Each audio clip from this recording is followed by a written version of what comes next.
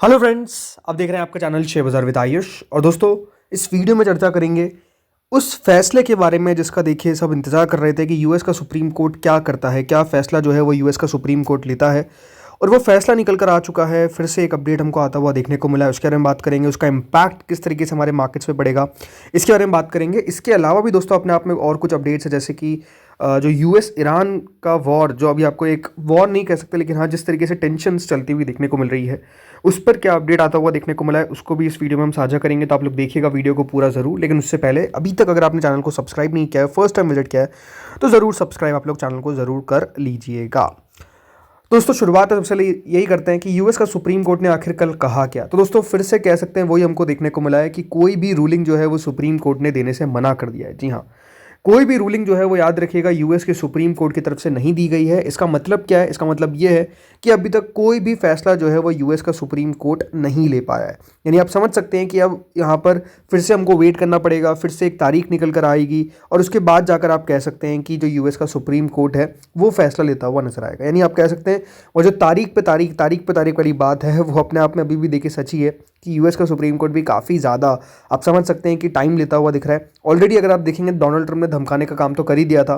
कहा था कि अगर ये फैसला जो गलत लिया गया, मतलब अगर इसको इलीगल घोषित कर दिया तो ये अमेरिका के लिए बहुत ख़राब होगा। और जिस तरीके से आप समझ सकते हैं कि जो एक अथॉरिटेटिव, याद रखिएगा, ओवरऑल फैक्टर है डोनाल्ड ट्रंप का, कि वो किस तरीके से देखिए सामने वाले को झुकाने की पूरी कोशिश करते हैं। अब हो सकता है कि इसके कारण फैसला जो है वो नहीं आया, हो सकता है कि थोड़े समय बाद फैसला आता हुआ हमको नजर आए। बट द थिंग इसकी अभी भी दोस्तों जो अनसर्टेनिटी है टैरिफ को लेकर वो बनी रहेगी। और टैरिफ जो अभी लग रहा है वो लगता रहेगा। पहले भी अगर आप देखेंगे तो खबर ये आई थी कि भले $8 बिलियन हो या फिर $50 बिलियन हो, अगर यूएस का सुप्रीम कोर्ट का जो डिसीजन है वो स्टिल इंडिया के ऊपर अगर आ भी जाता है, मतलब टैरिफ के ऊपर आ भी जाता है, तो उससे बहुत ज़्यादा फर्क पड़ेगा क्या, ये अपना अपना एक सवाल था। मनी कंट्रोल की दोस्तों ये रिपोर्ट आई थी, इसमें बताया गया था कि जो फैसला है अगर हमको आता हुआ देखने को मिलता है, तो जो $8 बिलियन हो या फिर $50 बिलियन के जो इंडिया एक्सपोर्ट करता है उस पर अगर टैरिफ लगेगा तो इस पर बहुत बड़ा असर पड़ता हुआ देखने को मिलेगा। उन्होंने कहा कि अगर कोर्ट अपहोल्ड करता है ये use of emergency power under the international emergency economic power act, और ये स्वीपिंग टैरिफ जो है वो इम्पोज कर देता है ओवर $50 बिलियन, तो इससे होगा क्या कि इंडिया की जो टैरिफ है, इंडिया पे टैरिफ जो है वो 50% तक लगता हुआ देखने को मिलेगा। और ऐसे बर्डन जब पड़ेगा कंपनीज पे, तो नो डाउट उनके आप कह सकते हैं कि एक्सपोर्ट्स जो है वो आपको काफ़ी ज़्यादा गिरते हुए देखने को मिल सकते हैं। राइट, तो सिंपल सिंपल सी बात है, सबसे ज़्यादा जो असर पड़ेगा याद रखिएगा वो किस पे है? Jameson jewellery, textiles. राइट, ये कुछ सेक्टर्स है जो अपने आप में दोस्तों काफ़ी एक्सपोर्ट करते हैं यूएस को, और इसका इम्पैक्ट जो है वो सीधा सीधा भी आपको पड़ता हुआ देखने को मिल भी रहा है। लगातार अगर आप देखेंगे जो टेक्सटाइल कंपनीज़ है, जो जेम्स एंड ज्वेलरीज कंपनीज़ है, वो उतना कुछ खास बढ़िया नहीं कर पा रही है, लगातार उनके शेयर्स गिरते हुए नजर आ रहे हैं।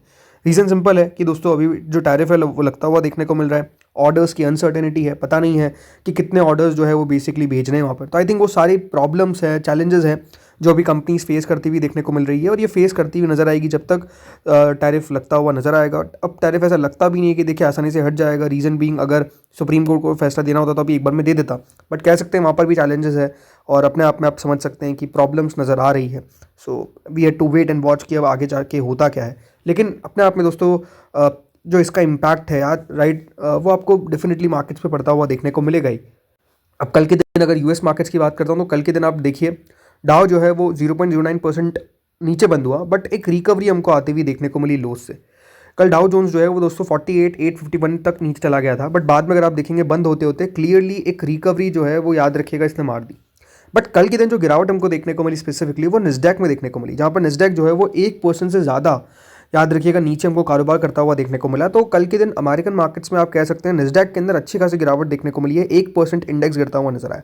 वैसे आप समझ सकते हैं कि अभी यूएस मार्केट्स काफ़ी बढ़िया करते हुए देखने को मिल रहे हैं, ऐसे कुछ खराबी वहाँ पर आपको देखने को नहीं मिल रही है। हमारे मार्केट्स है जो थोड़े से अंडर प्रेशर कारोबार कर रहे हैं, बट स्टिल यूएस मार्केट्स में कल गिरावट देखने को मिली है। अब आप देखते हैं इसका इम्पैक्ट किस तरीके से हमारे मार्केट्स पे होता है। आज तो आपको पता ही है मार्केट्स की क्लोजिंग है, बाजार बंद है ड्यू टू बीएमसी इलेक्शंस, तो अभी तो हमको वेट एंड वॉच करना पड़ेगा। लेकिन जैसे मैंने कहा, एक और खबर है, एक और खबर किस पे है? यूएस और ईरान पे। आप कह सकते हैं दोस्तों ये अपने आप में सबसे बड़ा अनिश्चितता जो है वो बनी हुई है इनके कारण। अब दोस्तों कल डोनाल्ड ट्रंप का एक स्टेटमेंट निकल कर आया, और वो स्टेटमेंट बताता है कि क्या डोनाल्ड ट्रंप जो लगातार ईरान को थ्रेटन कर रहे थे, क्या अब नहीं करेंगे। तो दोस्तों ट्रंप ने क्या कहा है? ट्रंप ने कहा है कि उनको अश्योर किया गया है तेहरान की तरफ से कि वो प्रोटेस्टर्स को नहीं मारेंगे, as Iran reopen its airspace. तो बड़ी बात क्या हुई है? बड़ी बात तो ये हुई है कि सबसे पहली बात तो ट्रंप ने ये कह दिया है कि तेहरान यानी ईरान ने उनको कह दिया है कि वो प्रोटेस्टर्स को नहीं मारेंगे। दूसरी बात जो सबसे बड़ी है वो ये है कि दोस्तों वापस से ईरान का जो एयर स्पेस है वो रीओपन हो चुका है। अब आप समझिए कि जब बहुत ज़्यादा कॉन्फ्लिक्ट का समय चल रहा हो बट उसके बाद अगर कोई देश फिर से अपना एयर स्पेस खोल देता है तो इसका मतलब ये है कि चीज़ें थोड़ी सी तो दोस्तों आप कह सकते हैं जो एस्केलेट हो रही थी वो अब कम होती हुई नजर आई है। और ये अपने आप में आप कह सकते हैं कि बड़ी खबर है, राइट। डोनाल्ड ट्रंप ने क्या कहा ये आप समझिए। डोनाल्ड ट्रंप ने पहली बात तो ये कहा कि उनको अश्योर किया गया है कि जो किलिंग है ईरानियन प्रोटेस्टर्स की वो रुकेगी। उन्होंने ये भी कहा कि क्या यूएस मिलिट्री जो है वो एक्शन ले सकती है। तो उन्होंने कहा कि अभी हम देख रहे हैं चीज़ों को, वॉच इट एंड सी। तो ये देखिए साफ साफ उनकी तरफ से कहा गया है। यानी ओवरऑल ये कह सकते हैं कि दोस्तों खबर यही है कि यूएस जो लगातार दोस्तों पुश कर रहा था ईरान के प्रोटेस्टर्स को, अभी आप कह सकते हैं कि इस स्टेटमेंट के बाद ऐसा लग रहा है कि थोड़ा सा अमेरिका ने भी बैक ऑफ किया है। सी अपने आप में इतना आसान नहीं है कि ईरान के रिजीम को आप बिल्कुल हटा दें। ये आपको समझना पड़ेगा कि ईरान के रिजीम ऐसा नहीं है कि जो वेनेजुला के साथ हुआ, राइट। अपने आप में देखिए वो थोड़ा तो फाइट बैक करेंगे जितना वेनेजुला में आसानी से हो गया। आई डोंट थिंक कि देखिए ईरान उतना आसानी से आपको रिजीम चेंज होता हुआ देखने को मिल जाएगा या फिर वहाँ के जो सुप्रीम लीडर है उसको उनको उठा के लेकर आया जाएगा अमेरिका। ऐसा नहीं होने वाला है। ऐसा बहुत कम चांसेस कि दोस्तों होता हुआ नजर आ जाए, बिकॉज अपने आप में देखिए ईरान में थोड़ी बहुत तो कैपेबिलिटी है ही, आप वेनेजुला के सामने अगर बात कर रहे हैं।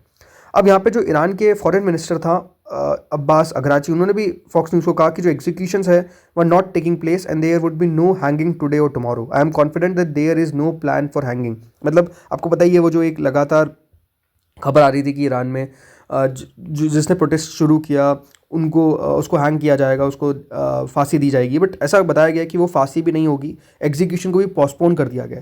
और इसको लेकर अगर आप देखेंगे सबसे ज़्यादा याद रखिएगा ट्रंप नाराज़ थे। और ट्रंप ने ये भी कहा कि जो ईरान की अपोजिशन फिगर है Reza Pahlavi seems very nice but express uncertainty about whether Pahlavi would be able to muster support within the Iran to eventually take over. तो मतलब उनका मानना है कि जो इनके अपोजिशन में है, जो अभी अमेरिका के अंदर ही है शायद तक, उनका मानना है कि हो सकता है कि वो अपने आप में काफ़ी बढ़िया हो बट क्या वो सपोर्ट ले पाएंगे वहाँ की पब्लिक का, ये अपने आप में अभी कहना मुश्किल है। तो आई थिंक यही है कि अभी अमेरिका फिर से अपनी स्ट्रैटेजी थिंक करता हुआ देखने को मिल रहा है। हो सकता है कि देखिए अचानक से फैसला ले, लेकिन जैसे मैंने कहा इसका एक इम्पैक्ट आता हुआ दिखा। इम्पैक्ट कहाँ पर आया है? इम्पैक्ट दोस्तों आया है अब सिल्वर गोल्ड इन सब की प्राइसेस पे। जो मेटल्स कल तक दोस्तों तेज़ी से दौड़ रहे थे आज वहाँ पर गिरावट देखने को मिली है। कल जो $90 से पार निकल गया था याद रखिएगा, बल्कि $92 तक चला गया था सिल्वर, आज $87 के आसपास ट्रेड करता हुआ देखने को मिल रहा है। यानी क्लियरली दोस्तों जो मेटल्स में आपको एक बड़ी तेज़ी देखने को मिल रही थी, इस खबर के बाद गिरावट देखने को मिली है। लगभग आप कह सकते हैं कल से आज में सिल्वर में 5% ऊपर से आपको गिरावट देखने को मिल गई है। हमारे तो क्योंकि दोस्तों अभी बाजार बंद है, 5 बजे के आसपास खुलेंगे, तो उसमें साफ साफ आप कह सकते हैं इम्पैक्ट पड़ता हुआ देखने को मिलेगा सिल्वर पर। सिल्वर जो लगभग 2,88,000 के आसपास ट्रेड कर रही है, बिल्कुल अगर 4-5% नीचे आती है तो गिरावट तो आपको देखने को मिलेगी। तो क्लियरली दोस्तों अगर ये पूरा अमेरिका और यूएस जो अमेरिका और ईरान का कॉन्फ्लिक्ट है वो आपको कम होता हुआ देखने को मिलता है तो उसका इम्पैक्ट आपको बाजार पर पड़ता हुआ देखने को मिलेगा। अभी अगर मैं बात करता हूँ गिफ्ट निफ्टी के, तो वो लगभग 2 रुपये माइनस के आसपास दिखा रहा है। मतलब ये बात ध्यान रखिए 25,806 है और अभी जो निफ्टी है ये बात ध्यान रखिएगा वो 25,665 है। तो निफ्टी ओवरऑल गिफ्ट निफ्टी जो है वो ओवरऑल ऊपर है, यानी चांसेस है कि हमारे मार्केट्स ऊपर खुलते हुए देखने को मिलेंगे। प्लस कल के दिन जो इन्फोसिस का आईडीआर है वो भी काफ़ी बढ़िया करता हुआ देखने को मिला है, तो उसका भी एक इम्पैक्ट पड़ता हुआ देखने को मिलेगा। सो अब देखते हैं आगे होता क्या है। बाकी आपको जो भी अपडेट्स आती रहेगी वो आपके साथ मैं शेयर करूँगा। इस वीडियो में तो इतना ही था। होपफुली आपको वीडियो बढ़िया लगा होगा। Thank you friends watching this video.